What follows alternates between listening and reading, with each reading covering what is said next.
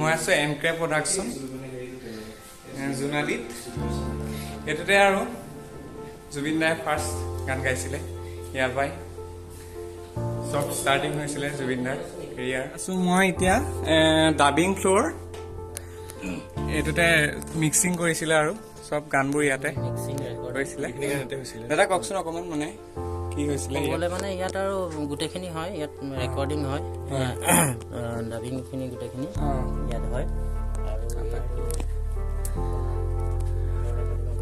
ফিল্ডটোৱে বহুত ভাল লাগিছে ইয়াতে যে ইমানখিনি কাম কৰিলে জুবিন দাই। এইটো মাইক্ৰফোন ইয়াতে গাইছিলে, আৰু এইবোৰ এতিয়া অলপ চেঞ্জ হৈছে আগতকে, কিন্তু বস্তুখিনি একেই হৈছে। এইটো চেঞ্জ হৈছে, এইটো সেই ধৰক আগৰ যি প্ৰথমৰ পৰা যিটো আছিলে সেইটো নাই, কিছুমান নতুন লাগিছে বস্তু, কিন্তু হ'লেও বস্তু একেখিনি আছে। ইয়াতে জুবিন দা বুলি নহয়, ইয়াৰ পৰা এষ্টাব্লিছ হৈছে আৰু আমি ইমান আগৰ পৰা নাই পোৱা, তথাপিতো আমি 8-10 বছৰ আমি পাইছো। এতিয়াও গাই জুবিন দাই, এতিয়াও বহুতখিনি। এই দুটা ডাবিং হৈছিলে, জুবিন দাই ইয়াতে গাইছিলে। সেইটোৱে আৰু সেইটো মাইক, যোনটো মাইকত জুবিন দাই গাইছিলে ইয়াতে ডাবিং হয় ন। আচ্ছা, এইটোতে হৈ জুবিন দাই গাইছিলে মাইক্ৰফোনটোতে। চাওকচোন কিমান জড়িত হৈ আছে ইয়াতে। এইটো আপোনাৰ এই ষ্টেণ্ডটো আপোনাৰ একদম আৰম্ভণি যেতিয়া আছে তেতিয়াৰ পৰাই আছে, হয়। সলনি হৈছে, চেঞ্জ নাই কৰা ন? চেঞ্জ নাই কৰা। আৰু সলনি হৈছে খালি এইটো সলনি হৈছে, মাইক্ৰফোনটো সলনি হৈছে, এইবোৰ হেৰিবোৰ হেডফোনবোৰ সেইবোৰ সলনি হয়। সকলোৰে আৱেগ জড়িত হৈ আছে আচলতে দেই এইটো ষ্টুডিঅ'তে। এইটো পৰাই জুবিন দাই কেৰিয়াৰটো আৰম্ভ হৈছে বুলি ক'ব পাৰি। কিমান এটা ভাল মুহূৰ্ত মোৰ কাৰণে আৰু চবৰে কাৰণে। এইটো জুবিন দাৰ কিটচেন, এইটো ৰুমতে আপোনাৰ খানা চানা বনাই জুবিন দা বুলি নহয়, এই ষ্টুডিঅ'ৰ যিজন মানে মালিক দেৱদাহঁত জুবিন দা তাতে বনাই মেলি এইটো হেৰি আছিলে তাতে কৰিব পাৰে। এতিয়া এইবোৰ নতুনকে বনাইছে, কিছুমান বেলেগ কিছুমান হয় আৰু শ্বুটিং কিছুমান ভিডিঅ' কামবোৰ হয় নেকি বাৰু ইয়াতে? ভিডিঅ'ৰ মানে চিৰিয়েল কিছুমান শ্বুটিঙৰ কিছুমান হয় ইয়াত।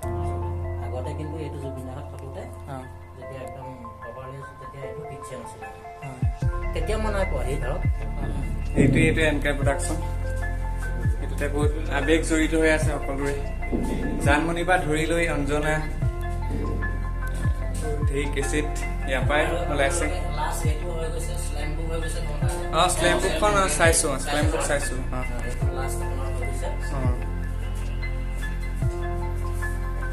জানমণি অঞ্জনা পৰা ধৰি আগৰ কিমান ইয়াৰ পৰা ওলাইছে আৰু ইয়াতে গাইছে জুবিন দাই। ইয়াতে মানে ৰেকৰ্ডিংটো ইয়াতে বেছিভাগ কৰিছে আৰু জুবিন দাই। ইয়াৰ পৰাই জীৱন আৰম্ভ হৈছে জুবিন দাই।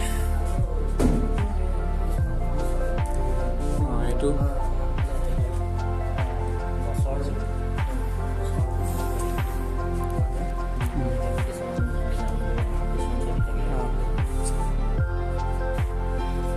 এডিটিংবোৰ কৰে ন ইয়াতে?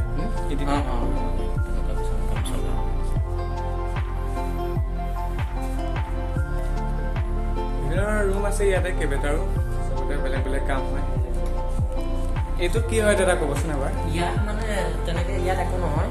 ইয়াত ধৰক যিখিনি মানুহ আহে, এতিয়া কোনোবা গান কৰিবলৈ আহিছে, লগত দুজন আহিছে, আপোনালোকে আজি আহিছে, লগত দুজন আহিছে, ধৰক তাত ৰেকৰ্ডিং ৰুমত গোটেই মানুহখিনি সোমাই থাকিব লাগিব।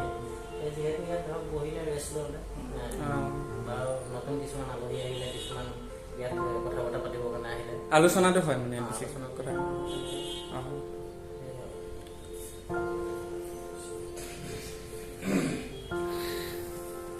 কিমান ভাল লাগিছে এনক্ৰে প্ৰডাকশ্যন।